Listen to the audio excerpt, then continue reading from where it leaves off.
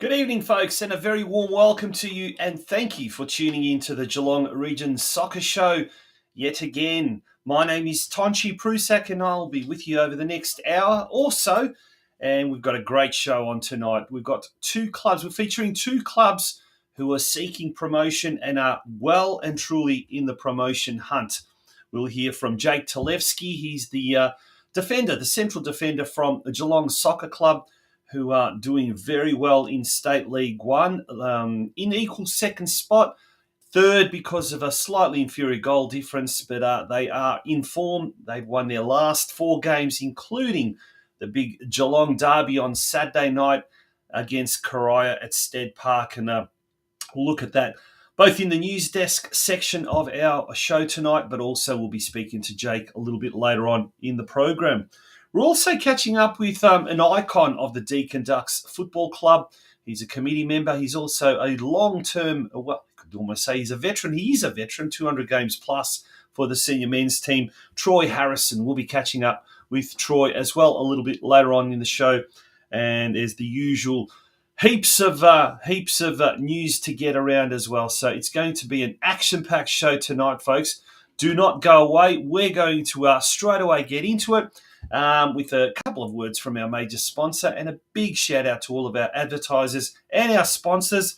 And tonight, obviously, the Gordon is our major sponsor, but we've also got business advertisers, Curva Coaching, Highland Turf Sales, and also welcome back to Harcourt's North Geelong, Joe and Helena Grgic there in Bell Park, and they are coming on board as well as for the rest of the year as business advertisers. So we sincerely appreciate all of their support. And speaking of Harcourts and real estate, today is what they say National Property Managers Day. So we celebrate the incredible work that our property management team do each and every week, day in, day out. Their hard work and dedication to providing clients with quality service is something we are so proud of and extremely grateful for. And that's Harcourt's North Geelong. Folks, don't go away. Straight after this short commercial break, we are going to have tonight's news desk. Your future is in your hands. There is a whole world waiting for you, and your choices determine how you will impact it. At the Gordon, we recognise this. That's why we champion hands-on learning. Get your hands dirty. Grab what's in front of you. Learn by doing. Turn your passion, your ideas, and mould them into your creations. You'll be supported the entire way. You'll grow your skills in small classes, guided by teachers who are industry experts. You'll learn in state-of-the-art facilities or out in a real-world workplace setting. Your hands-on experience will increase your understanding and put you ahead of your university peers. You'll graduate work-ready, and you'll graduate sooner, with a huge range of qualifications to choose from and support services to enable your success. Now is the time to continue your learning journey. At the Gordon, your future is in your hands.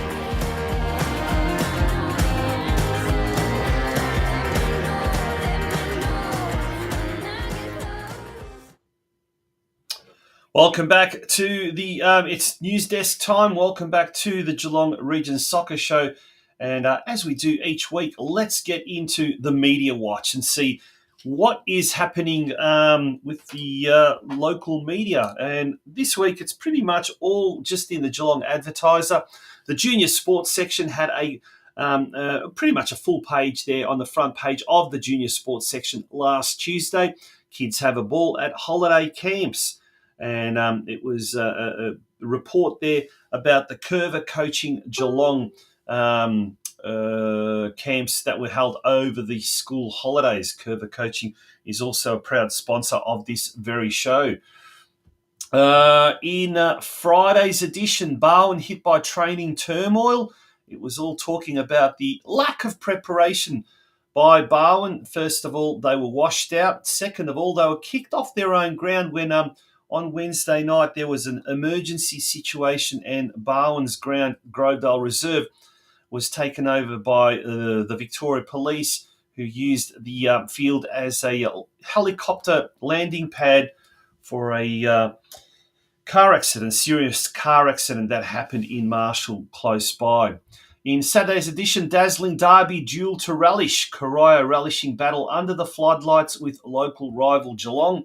It was a preview of Saturday night's big State League 1 blockbuster at Stead Park between Geelong and Corio. And in today's edition, dominant second half keeps the Lions' promotion chances alive. Geelong came from behind to record an emphatic 4-1 win over Corio in the State League 1 local derby at Stead Park on Saturday night. And those were the news articles this week in the local press. A little bit of a quieter weekend as opposed to what we've had in the last few weeks. But always good to see our sport getting coverage in the local press. VPLW, it's not good news for Geelong's highest-ranked male club. North Geelong Warriors are now relegated to VPL2. That is the second consecutive relegation that the Warriors have suffered after last year, getting relegated from NPL to VPL1. And although they made a last-minute effort, if you like, towards the end, they just ran out short. Leading 1-0 at half-time against Eastern Lions, courtesy of a Ryan Opperman goal. The Warriors conceded 2 goals in the second half, and as a result, they are now officially, with 3 games remaining, they cannot get into third last spot. The only hope remains, so technically there is a hope, is if the National Second Division does get off the ground next year, and only one team gets relegated, in which case they would have to overtake Werribee City, who are in second last position. This Sunday, not Saturday, this Sunday, in the third last match of the season, North Geelong travels to 11th place Kingston City, and that game kicking off at the Grange Reserve at 5:30 p.m. In the Victorian Premier League women's competition, Geelong Galaxy went down to Bundoora United 2-1 at home. Ogaki scoring the only goal of the for Geelong Galaxy. This weekend, Geelong Galaxy take on bottom-placed South Yarra at Hume Reserve. That game kicks off at 3 p.m. this Sunday. And Galaxy, at the moment, although mathematically still possible, it's still possible that they could get relegated. I think that they should do enough to be able to stave off relegation. Let's move on to the State League fixtures now. Clifton Hill taking on. They're the fixtures. We want to actually look at the results first of all before we move on to the fixtures. Let's look at the results. We mentioned the Geelong Corio game, 4-1, Geelong defeating Corio. Cameron Lee scoring Corio's only goal. In fact, that was the first goal of the game. Bruno Galvasoni, the Brazilian import, he scored a hat-trick, and Dennis Deluri scored a single for Geelong. 4-1 win means that Geelong have now scored 4 wins on the trot, and they are sitting currently equal second spot on the State 1 competition standings. Jordan Savinsky scored the only goal for Geelong Rangers, but it was a very, very important goal as Geelong Rangers came back from Paisley Park with a very, very important 1-1 draw against Altona East Phoenix. On Friday night at the Bell Park Sports Club, Bell Park absolutely destroyed Barwon. It says 2-3. That is wrong. That should be 5-2. Mio Marinovic scored 2. Mitchell Stosic, new recruit from Corio, scored 2. And Miguel Hernandez also scored 1. That's 5-2, not 2-3. Barwon, Christian Davis and Harry Waugh scored for Barwon. Truganina hosted Surf Coast, the top team, and it was Surf Coast that came away with a big win. If we have a look now at some of the highlights, Kuriyanagi scoring the first goal there for Surf Coast. It was an emphatic performance by Surf Coast. They maintain their solid lead at the top of the competition standings. It is at the moment an 8-point lead, and there are still 6 more matches to go. But a very good win there against Truganina at Arndale Park Reserve, 6-1. Milton Bailey just before half-time managing to get on the score sheet. The Coasters had a handy 3-0 lead at the break, and what a goal that was. Quite spectacular by Bailey, who just recently crossed over from Bowen Soccer Club. Straight after half-time, Truganina managed to pull one back, played on a very wet surface there at Arndale Park Reserve. And we'll just stay with the highlights for a little bit, but Surf Coast are looking very good at this stage. As I said, with 6 games remaining, they're 8 points ahead of second place Keilor Wolves, and a very, very good goal difference too. They've got a positive 48 goal difference. Keilor Wolves in second position plus 31. Then we've got Melton Phoenix in third spot with 36 points, so 1 point behind Keilor Wolves, and their goal difference is plus 26. So the Surf Coast machine just seems to be getting stronger and better, and in 16 games, 15 wins and 1 loss. And Humphreys scoring in the 88th minute after a massive Truganina blunder. And there it is. That was the end result there, 6-1. Let's go back to the men's State League results. In State League 5, Deakin Ducks defeated Bendigo City 3-1. Allen, Wyeth and Millwood all scoring. And we will have some footage of that later on in the show when we do speak with our guest from Deakin, Troy Harrison. And Sam Wyeth's goal in particular from a set piece was an incredible goal. And our guest tonight, Troy Harrison, claims he played a part in that goal. Well, we'll find out what he meant exactly by that. Lara suffered their first loss of the season, going down to second place Gisborne. Oscar Mayondo scoring Lara's only goal. And Lara could have celebrated promotion and could have quite easily celebrated the championship, but it wasn't to be, and unfortunately they dropped their first points of the season. This week coming, round 17 matches sees Clifton Hill, who are in 7th position, hosting Geelong, who are in 3rd. That game's at Quamby's Park at 3 p.m. Corio in 9th take on bottom place Strathmore FC Strathmore, who are in a 12th position. That game kicks off at Strathnava Reserve at 3 p.m. on Saturday afternoon. State League 2, an important game for the Geelong Rangers when they go to Mill Park. Partridge Street Reserve, 3 p.m. is the kickoff there. Mill Park in 6th. Geelong Rangers currently in second last position. They've been picking up points here and there with draws in recent weeks. They need to get a couple of 3-pointers, and maybe, just maybe, it can all start with the big game against Mill Park on Saturday. In State League 4, Melbourne City, who are in 4th, they host Bell Park, currently in that should be 10th position, not 12th position. Bell Park is certainly not last. They are in 10th position. That game is at Edwards Reserve at 3 p.m. So Bell Park are in 3rd last spot at the moment, in 10th position. They are on the same amount of points as 11th place Barnstone Worth, and just 1 point ahead of bottom place Truganina. So at the moment, the way things stand, they're 5 points behind 4th last placed West Point. So the war is certainly not over for Bell Park. They need to get points, and it's a tough one this week against Melbourne City, but they'll be hoping to come away from Edwards Reserve with all 3 points. Another Geelong derby this weekend, 5 p.m. at Torquay's Banyul Warrior Reserve. 1st versus 8th. Surf Coast taking on Barwon. Should be a good game. Should be a great game. Under lights. Local derby. The form book always goes out the window, and this is going to be a tough game for the competition leaders because Barwon basically has nothing to lose. And this is one of those games you really have to be very, very wary of. In State League 5, Deakin Ducks, who are in 3rd, they take on Spring Hills, who are 5th. That game kicking off at 3 p.m. at Springside Recreational Reserve. Ocean Grove, who had a bye last week, they travel to 9th placed ETA Buffalo at Delahaye Reserve at 3 p.m.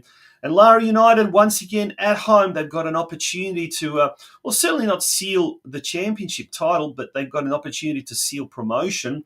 And if they can defeat Maidstone United, and if the second place Gisborne can drop a few points there as well, who knows? Could be very, very exciting times at Lara Recreation Reserve. This Saturday night, 6 p.m. is kickoff there.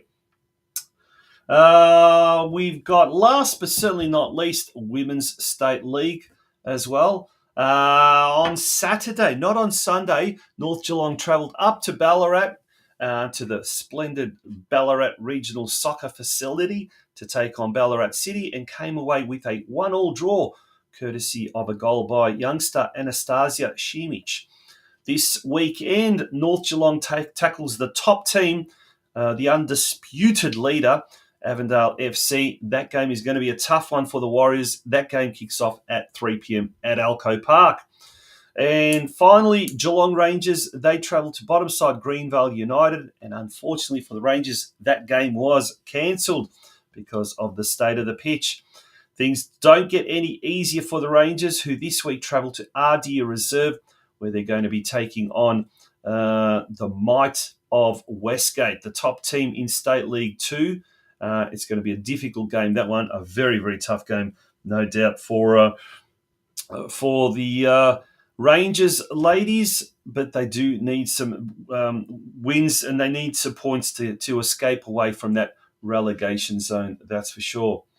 All right, we're moving along now to the local competition, and let's have a look first of all at the Geelong Region Men's Division 1 competition.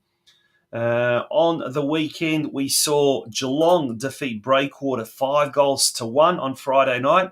And then on Sunday, Bell Park defeated Surf Coast 4-1. Barwon defeated Lara United at Lara United 3-1.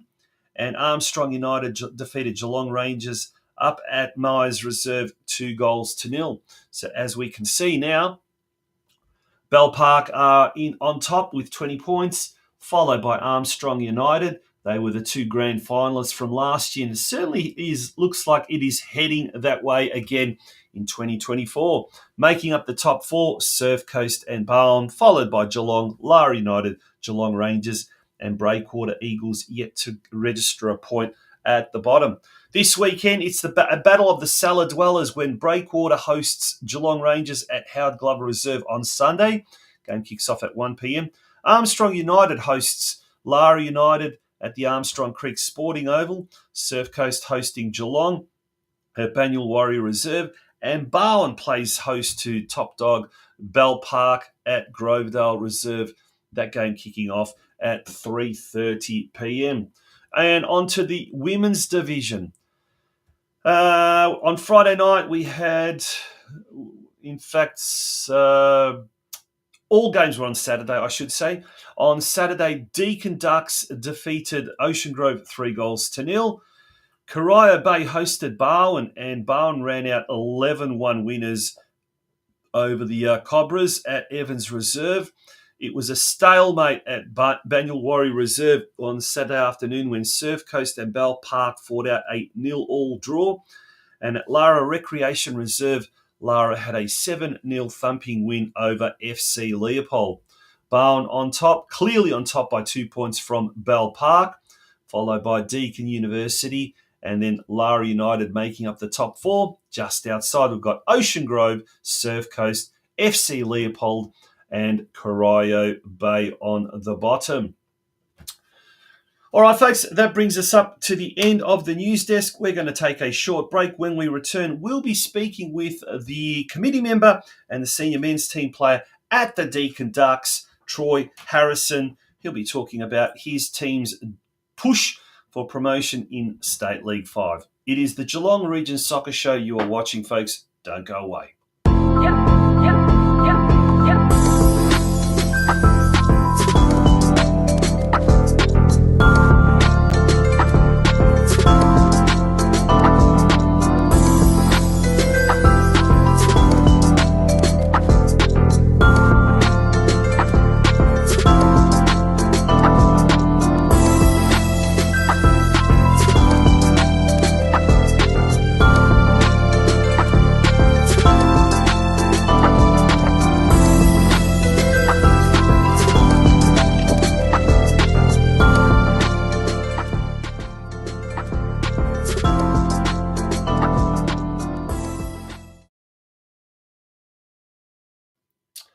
Welcome back to the Geelong Region Soccer Show, and it's now time to talk, well, the chase for promotion. And tonight, it's our first guest for tonight, and he's a member of the committee at the Deakin Ducks. He's also a first-team regular, and he's an icon at Warm Ponds, that's for sure. It's an absolute pleasure to welcome to the Geelong Region Soccer Show, Troy Harrison. Good evening, Troy. How you going? G'day, mate. I'm pretty well. Icon's probably a little bit of a stretch, but I'll take that. I'm much No, appreciated. you've been there for a while, haven't you? How long you been there associated Yeah, with Deakin? I played my 200th game last year. Uh-huh. So, yeah, up to probably 10 years now or so I've been there at Deakin. Yeah. So, Fantastic, mate. It's an exciting time at the Duck Pond because the senior men's team are looking really, really good at the moment. And on the weekend, we had a very, very tough game against, potentially a tough game against Bendigo City. But in the end, you guys did very well, 3-1. We've got some footage there in the background. And Alan scoring the first goal. I think it was Sam Wire scoring the second. That's a goal to be seen, to be believed. We'll see that very, very shortly. And the third goal was scored by Alex Millwood, I think it is. So, but a pretty good. Watch this. Yep. This is a great goal. Take us through this goal, by the way. well, I mean, if you just look closely, mate, I'm standing next to Sam pretending like I might take a shot with my left foot, which I said after the game just manipulated the wall enough for him to go around it and tuck it into the corner from distance like that. So I do take a little bit of credit, but Sam smashed it in, mate. In the wet conditions, it was an absolute banger. Yeah, fantastic result. In the end now, that places you in third position, 2 points behind Gisborne, but a game in hand, and that game in hand is going to be crucial. But, mate, potentially we could see two Geelong teams in State 5 promoted next year to State 4. How good of a State 4 is that going to be? Barwon, Bell Park, potentially Deakin and Lara United. We believe, Surf Coast will get promoted, hopefully to State 3. But that would be a fantastic division. I don't think have we had a single division where we've had 4 Geelong teams in it? Not for a while, anyway. I think so. State 5's had 3, I think. So, no, look, it is exciting, mate. To obviously go up and renew a few rivalries with Barwon, etc. Would be great. But we're just focusing on what we can do, and we need to keep winning. It's such a tight league as it is. We're not getting too far ahead of ourselves. We do like to dream sometimes, but the job's well and truly not done yet. There's a lot of football left to go, that's for sure. That is absolutely true. Now we've got Spring Hills coming up this weekend. And that's a game. It's at Springside Recreational Reserve, so a pretty tough game there. Then it's Tarney, ETA Buffalo, then Lara at Lara Recreation Reserve, Gisborne as well, and then Wyndham. So a pretty tough run home, isn't it? Yeah, well and truly. The good thing about the league this year is the bottom teams have all improved, so anyone can beat anyone. Spring Hills dropped down from State 4. They're a really tough physical team who I know are mid-table at the moment, but probably aim to be a little bit higher. There's no easy weeks. Leading up to Lara and Gisborne back-to-back, 2 pretty big games. So it's exciting, but it's going to be tough, well and truly. Yeah, Gisborne have improved a lot. They're obviously in second position at the moment. Hopefully by the time the Lara game rocks around, Lara will have already secured promotion, so they might take the foot off the pedal. But Gisborne, that's going to be probably the big game, won't it? That will be the one that will probably be what they say a 6-pointer, huh? Yeah, hopefully when it comes to that, we've done everything we needed to do, and it is a 6-pointer. As I said, like Spring Hills is no easy beat. Even Tarnett, Buffalo, they're tough teams. Lara away at midnight on Friday night or whatever time they kick off is always a really, really tough game. They kick off late on a Friday, and it's always wet and cold, and it's a tough place to go and get points. So, yeah, hopefully once we do get to Gisborne, it is a 6-pointer and we're still there. But, yeah, there's a lot to do, mate, before then. Absolutely. Now, mate, on the weekend, there was, apart from the football and a great win at that 3-1 over Bendigo City, Deakin Ducks had a very, very special weekend, a fundraising weekend. Tell us all about that. We did. So earlier in the year, we set out to do a charity event. And this year, we decided to do White Ribbon. So White Ribbon's a cause for domestic violence against women, which I think is very important message to get out there. Not just club, but community-wide of what's going on in the world at the moment. So that's the one we chose. We tied it into our first ever Ladies' Day down at the pond there. We had 4 games, so Div 2 Women's 9 a.m., Div 1 Women's 11 a.m., Reserve Seniors. And yeah, we had a massive day. We had charity kits, we had charity beanies, we had a lot of fundraising stuff. We just crunched the numbers today, actually. Sam sent it through. We raised $2,527, which I think is, for a club our size, we're not massive. I think it is an amazing effort, and yeah, everyone involved definitely deserves a pat on the back, certainly. Yeah, that's well done to Deakin Ducks. Now, we mentioned you are also on the committee. So apart from things like this, community events and fundraisers, which is absolutely fantastic, you've also started a junior section of the club as well. And I know, speaking to Sam Robinson off air, last year was the first year, and then this year it's gone real gangbusters. Like, there seems to be teams in under 7s, under 9s. Is that right? Under 7s and under 9s. Yeah, I think if we had waited a couple more weeks, we could have snuck a couple more teams in. We had a lot of people come in late. But yeah, the juniors is growing. Mon runs the program with a few other helpers who, pretty much everyone plays throughout the club, goes out on a Sunday to help the juniors as well. Yeah, it's a really good program, really well run, and hope to build on that as years go by. And, hopefully one day have our first player that's gone right through the juniors, into the State League seniors. Yeah, that's fantastic. And how are things with the senior women's going at the moment? Because it's always a tough one, isn't it? Sometimes it depends on the student intake of a particular year, isn't it? These days, you have a lot of, I guess, competition from other clubs as well nearby. But Deakin has always had a pretty strong women's team, hasn't it? Women's sort of definitely presence in the local league. Yeah, we do rely heavily on students, but we've tried to build a culture that's very welcoming for anyone in. So when people come in, they enjoy it, and they prefer to play for us generally, hopefully. So yeah, once we get the students in, they sort of tend to hang around. It's a super helpful recruiting tool. Generally each year we get 3 or 4 through the men's and the women's who just pop up and play in the first team. Our women's team has been strong for a number of years.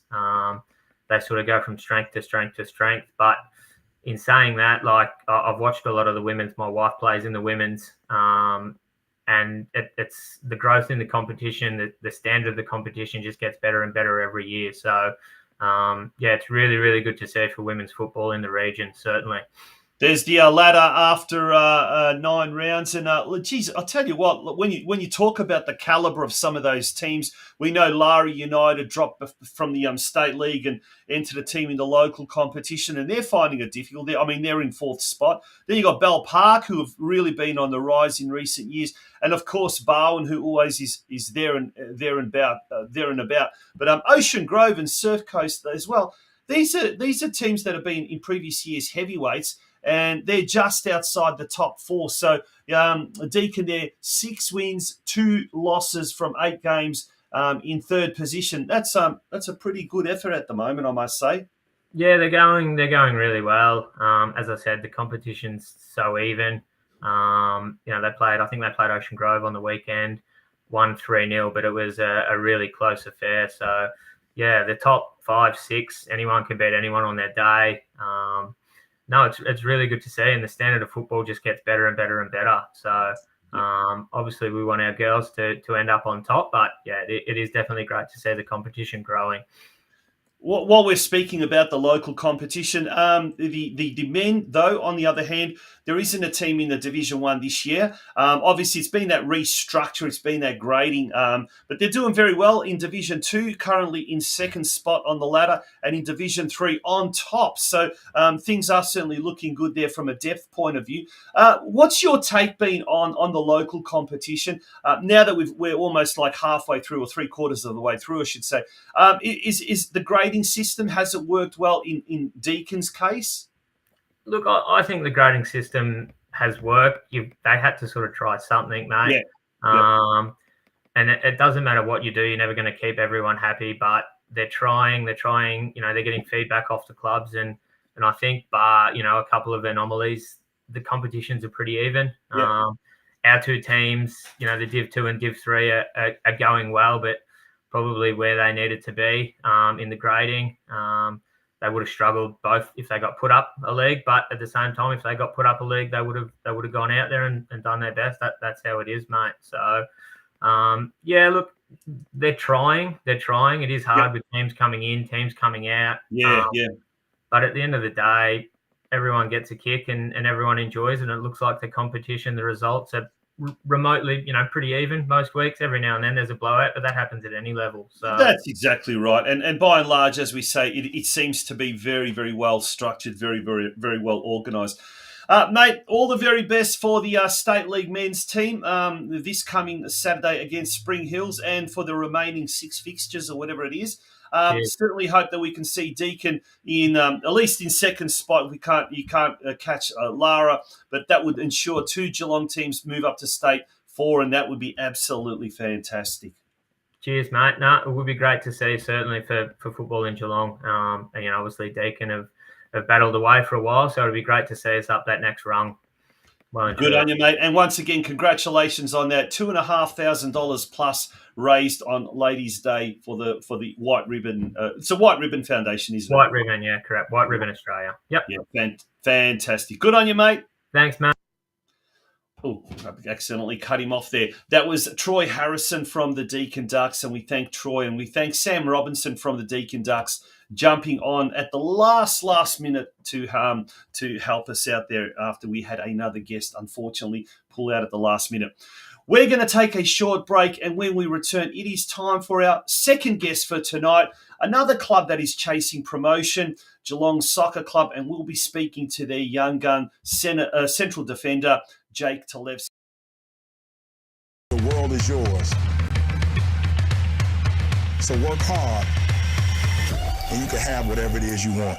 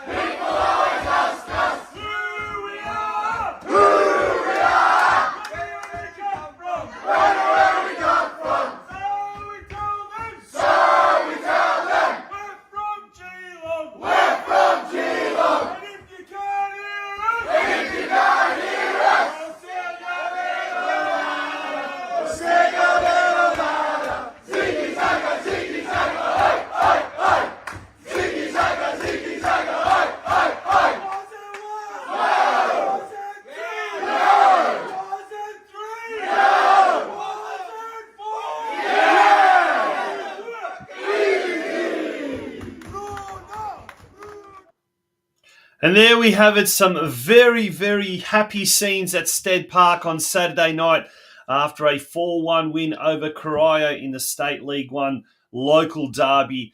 They're a very important game for the Lions, their 4th consecutive win on the trot. And it's an absolute pleasure now to introduce our next guest from the Geelong Soccer Club. Defender who's really made the backline impenetrable there at Geelong Soccer Club, JAKE TALEVSKI. Jake, good evening and welcome to the Geelong Region Soccer Show. Thanks for having me, Tonchi. Mate, phenomenal scenes there, and the conductor there, Romeo Pudley, are leading the charge. Geez, he's got a very unique voice, and well, at the moment, it must be absolutely fantastic playing football at Stead Park. Absolutely, it's a pleasure playing it as a player as well. The change room atmosphere has been amazing recently. There's a really great atmosphere around the club. All the players, you can see, we're all on board with it, and yeah, just the results are following in line with how it feels in the change room right now. Yeah. Now, Ante Mordic, the coach, it's funny enough, we had him, I think, on the very, very first show back, so it's now 20 episodes later. New coach, his certainly credentials are absolute of the highest level. And it was a bit of a slow start at the start of the year. Probably took a little bit for the boys to gel together and maybe to adapt to Ante's style as well. But well and truly, as we said, in the last 4 weeks in particular, but bit by bit, that's been happening, hasn't it? Like it was just a matter of time before everything just fell into place. And now that it has, you guys are looking extraordinarily good. Yeah, I think the main thing is that he's implementing all of his tactics and footballing knowledge that he's earned from his experience as a footballing player, wherever he's gone, whether it be overseas or for the Australian national team as well. And initially for players, I think sometimes it takes a little while to adapt to what a coach is trying to implement. But you can see recently the footballing we're playing, it's not necessarily him having to tell us a particular way to play, but we're understanding the basic concepts of what he's trying to teach us as well. So bit by bit, you can see it's just becoming natural to us. And yeah, we're just playing while enjoying ourselves, really. We're putting good football out in the park as well. And yeah, hopefully it's as good to watch as it is to play for us on the park. It's an interesting division, isn't it? Because last week, I think it was, Whittlesea United lost. Brimbank Stallions have dropped points. And at the moment, you're on the same amount of points as Brimbank Stallions in second spot, and Whittlesea United are further than that. But it's just one of those divisions you just can't take any game for granted, can you? Absolutely. Well, at the start, we had really inconsistent form. We had a big poster up on our change room walls showing that we hadn't been able to string consecutive wins across the first half of the season. And you just see, just if you string a few results together, the results show. And for us, really, any team has been able to get a result against anyone on their day. And I think for us, it's really started with when we got a great result on the road at Whittlesea. And realistically, from there, if Westgate game aside, we've been a vastly different team from the team we were at the first half of the season. Yeah. Now you've had one of the big things has been your strike force this year. Bruno on the weekend got a hat trick, and he's been a real revelation. The Brazilian import since being signed mid-season. But Dennis Deluri, he's been in great form. Who else? We had Caleb Mikulic at the start before he left overseas. Then we had Giovanni Colossi, the Italian, as well. He's been on fine form, scoring 6 goals thereabouts. So it's great having that target up front, isn't it? Knowing that when you go forward, you've got players there that can really, really do something with the ball. Well, the benefit of having Bruno come in for us in particular is just that different kind of player up top where, especially in the last few games, we've been able to put actual pressure onto scoreboard pressure as well too. You see the last few games really, Ballarat, he scored the decisive goal, but he also squared up the second goal as well too for us for Ballarat, which the scoreboard doesn't always show. Yep. You look before, even when he's not scoring, he's doing a really positive impact for the whole general play of the team. Great hold-up play. Dennis is of amazing quality, and the funny thing with him is we haven't even had him for the last few weeks. He through circumstance after getting suspended against Whittlesea, Saturday was the first game back we've had for him since Whittlesea. So it just shows we've got a range of attacking options up top. Now you got the bench, the strikers, wingers getting subbed on, providing great impact as well too. You had Xavier Ryan scoring for us against Ballarat as well. Tomo has been outstanding as well too. He started again on Saturday. we've just got all the attacking options available. Gio's technically gifted. You can see with him, we've got all the options in the world up there. Fantastic, and you're holding the fort in the back line as well. But mate, you've had an interesting story because you've come back from quite adversity, I guess, with some injuries. Over the last few years, you've had issues with your ACL, your meniscus. Tell us about that, and tell us how you found the road back from recovery. Yeah, it was a really long and you can call it bumpy road as well too. Yeah. So the tough part of it was that I'd sort of started to break into the senior squad at the time it happened as well too. It was my second or third start for the senior squad at the time. And yeah, right on the stroke of half time. It wasn't even a sharp change of movement, but I was wearing medals on maybe a pitch which was maybe slightly too firm for. I got caught a bit inside. The Geelong pitch sometimes a bit damper on the outsides. Yep. And just through circumstance, I had a full rupture of my ACL. I had tears to my meniscus in my left knee, and also grade 1 MCL strain. So initially, there was a world of recovery to come back from there. So for me, I had a severe injury, but the tough part of it really for me was that just as I was about to come back, I then struck issues with my meniscus again. I needed another arthroscopy to clean it out again. Yep. And was that a direct result of the injury, or was that now something else? It wasn't a direct result of the injury. I guess just the primary thing that you have to consider when you come back from an ACL is that you need to build your body up balanced. Yeah. So the rest of my physical shape was perfect, but I was just getting held back from returning to the park because my physio wasn't quite happy with my balance between my two legs. Yes. And it sort of showed, I guess, just through pure circumstance. I went to go take a shot in training, maybe not quite warmed enough, and it just felt a pop in there, and just thankfully it was my ACL, but yeah, my meniscus required further attention. And yeah, from there, as I was coming back from that, I then had excessive swelling, excessive scar tissue build up in my knee. So I then needed a further arthroscopy in September of last year just to clear all that out. So 3 procedures later, got to return onto the park this year. But Gosh, and mate, you're only 22 years of age, is that right? Yeah, So 22. you hear about young players a lot of the time having these type of injuries, and it takes a lot of mental strength to come back from this as well. And you're a defender. You're used to bone crunching tackles and going in hard for the ball. Psychologically, what did you have to do to get that confidence back so that you wouldn't now go in half-heartedly into tackles and risk further injury?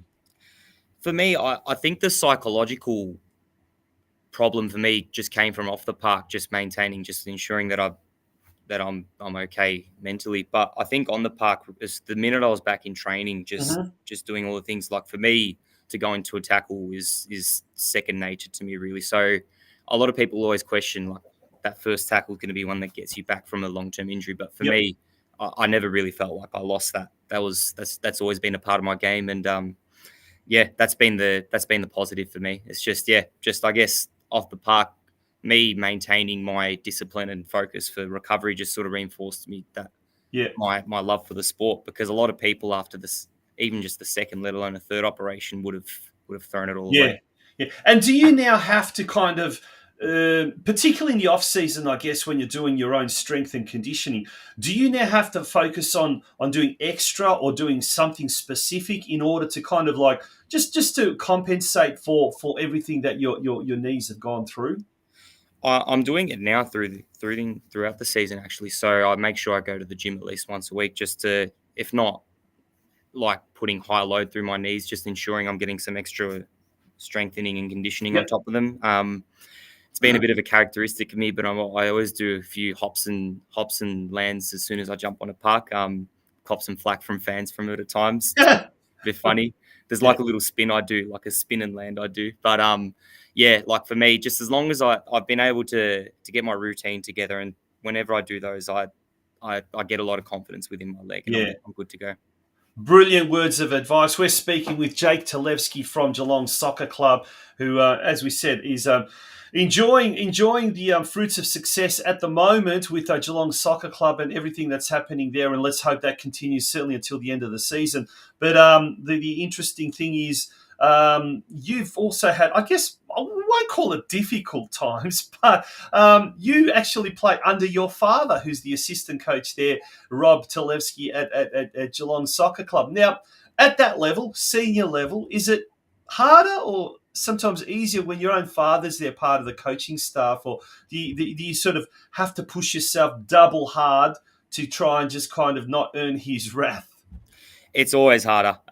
Whatever level you play at, whether it's senior level where it's under 12s level, I'd probably argue it's even harder at under 12s level because you get a few more insults which hurt a bit deeper back then, like for kids. But I guess it's a perception thing really, because if you're undeserving of it, it's going to be shown. But for me, really, I've always had pride in ensuring that I put myself at the best quality possible. But I guess the thing for me with Geelong, which helped, was that I managed to break into the senior scene before he arrived into the coaching staff. I actually had a chat with him before he took on the role with Ante, just to say, look, it popped up for him. But for me, I felt like I'd already earned a lot of the respect of my peers around me, so I could. It wasn't as much of a problem. But regardless, you need to work extra hard. It's a common thing, really. At the grassroots level, in particular, these parents are the ones who help develop not just their own kids, but their kids around them, and it's not something to worry about. It's to me, I've always seen it as an advantage because it gives me an extra reason to work that little bit harder, and it pays off in the long term. It's interesting you say that because I talk to a lot of peers and a lot of parents, fathers around the Geelong region and wider who coach their kids. And it's always that common thing that, does your kids sort of suffer because the dad's coaching? And in a lot of cases, and I know with my own son, it often happened that you were twice as hard on them because you knew what they were capable of, or you wanted to push them hard, or you just didn't want to be seen like you were favouring him because he's your son. And the poor thing would sometimes cop the wrath of it because, and I know a lot of parents, or dads in particular, were talking similar type of thing. But now we're seeing it hearing it from a player's point of view, from a son's point of view, where you're in a situation where you've earned your stripes on your own accord, and now dad's come in from the side, but, it doesn't really change anything. If anything, it drives you to go even harder. Absolutely, it does for me. I think it can be for anyone. I just think it's about having the right mindset for it. I see it as I said, an advantage in that aspect, but also an advantage of having someone around you who's been around the game throughout the years. Because it's one thing to have someone there, but if they've had that experience, and you're getting better advice from them as well. At the end of the day, you're getting someone who understands the game, and it's like having it's additional training for you, really, because you get that extra level of insight and you get that extra level of knowledgeability that you probably wouldn't be able to get, especially in the way Australian football is, where we're not necessarily a professional football environment. It's almost professional where you're with them 7 days a week. There's no switching off, is there? Well, at the moment, the way things stand with 6 games to go, Whittlesea United are on top with 34 points. And then Brimbank Stallions and Geelong on 28 points at the moment. Still lots of football left in this season. And well, if Geelong can get promoted next year, we'll be looking at a North Geelong derby, the original derby, which the last one at Stead Park, I think, attracted about 1,500 fans or something like that. So if we thought Saturday night was fantastic, wow, that's going to be even more amazing. So we certainly hope, Jake, that you can continue this rich vein of form that has seen you win your last 4 games, and with 6 games remaining, let's hope that we can make it 10 wins on the trot. Wouldn't that be great? It's always great to win. The end result of the season is the end result, but especially from our group, it's just we've really turned a corner, and it's just been a matter of us enjoying ourselves on the park, really, and just seeing where we end up. Absolutely, and continue to enjoy yourself. Well done, Jake. Thank you very much for joining us on the Geelong Region Soccer Show. I know there's a lot of people in the chat that are viewers that are very, very glad that you came on the show tonight. Wishing you all the best for the remainder of the season. Thanks for having me, Tonchi. I appreciate it. Good on you, Jake. Hi, I'm Joe Gergich, And I'm Helena Fentella. and welcome to our family here at Harcourts.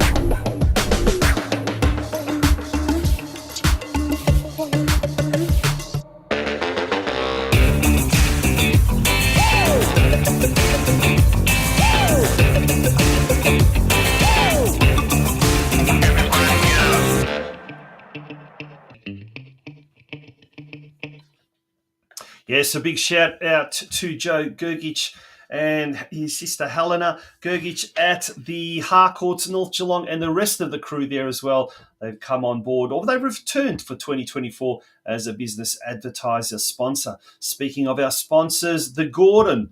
They have an info night or a series of info nights coming up over the next couple of weeks, in the next fortnight.